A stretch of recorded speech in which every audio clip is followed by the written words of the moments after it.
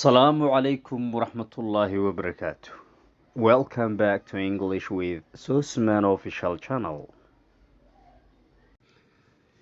Conversation wada sheekaysi between uu ka dhaxeeyo a reporter wariye and Miss Marsh oo aktarada magaceeda la yiraahdo. Reporter wuxuu yiri wariye, have you just made a new film, Miss Marsh? Ma soo saartay filim cusub hadda ayuu ku yiri. Miss Marsh waxay tiri, yes, I have. How waan soo saaray ama waa sameeyey. Reporter wariye wuxuu yiri, are you going ma doonaysaa to make another inaad mid kala samayso ama aad soo saarto?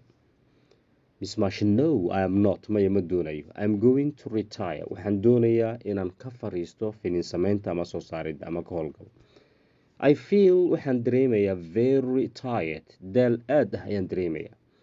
I don't want ma doonayo to make another film inaan filim kala sameeyo ama soo saaro for a long time muddo dheer ama waqti dheer. Kate waxay tiri, let's buy in keen gadan ama iibsano a newspaper journal. Milia. Listen to this. Dhegeyso tani. Crane Marsh sensational news war xamaasad leh ama xiisad leh oo public interest meel dadweyne public oo aad dadku daneynaya ama xiiseen lagu sheego. Sensational news akhbaaraad xiisad leh ama xamaasad leh.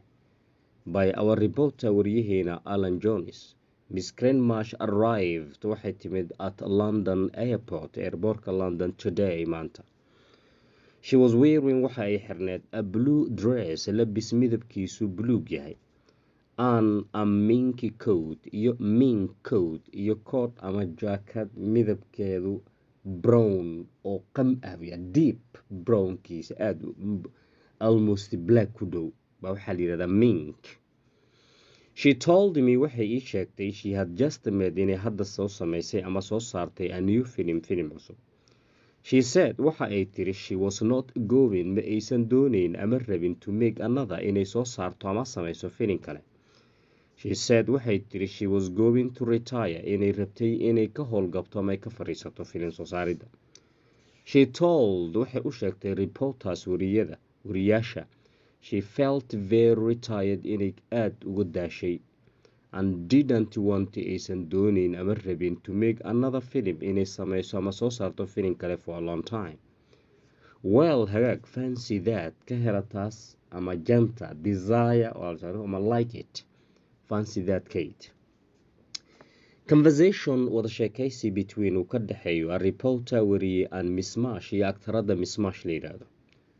wuxuu cashirkan anfacayaa dadka wariyaasha ku shaqayso exactly waa very important. wuxuu kaloo kaa caawinayaa direct and indirect the way waxa loo tabiyo reporter speechka waa very important. Conversation wada sheekaysi aad u xiiso badan. Reporter, have you just made a new film? That's the question asked la weydiiyey Miss Marsh ayaa la weydiiyey Miss Marsh.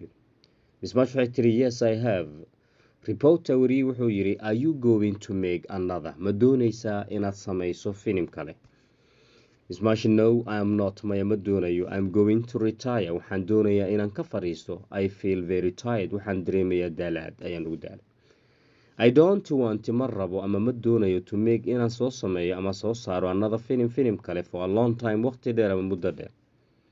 Kate ayaa hadashay, let's buy aan gadan ama iibsanay tiri a newspaper Milia. waxay ku jirtay listen to this. dhegeysto journaalkii bay dhahday marka dadkii bay ugu sheekeynaysaa listen to this. dhegeysta akhbaarkan with exclamation mark calaamatullayaab iyadoo saaran.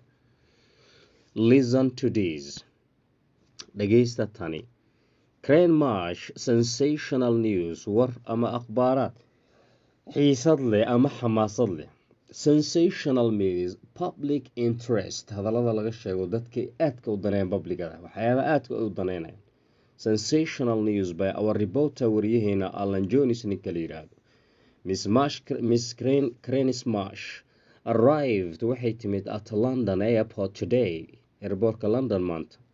She was wearing waxa ay xirneed a blue dress labis midabkiisu buluug yahay and a mink coat iyo jacket midabkeedu brown qoto dheer ah. She told me waxay ii sheegtay she had just made inay hadda soo samaysay ama soo saartay a new film cusub. She said waxay tiri she was not going inaysan doonayn ama rabin to make another inay soo samayso filim kale. She said waxay tiri she was going to retire inay ka fadhiisato inay rabto ama doonaysay. She told waxay u sheegtay reporters wariyaasha she felt very tired inay aada u daashay and didn't want aysan doonayn to make another film ay soo saarto film kale for a long time waqti dheer. Well hagaag fancy that ka heltaas ama la dhac fancy waa jamashada that Kate. Improve your pronunciation. Improve your pronunciation.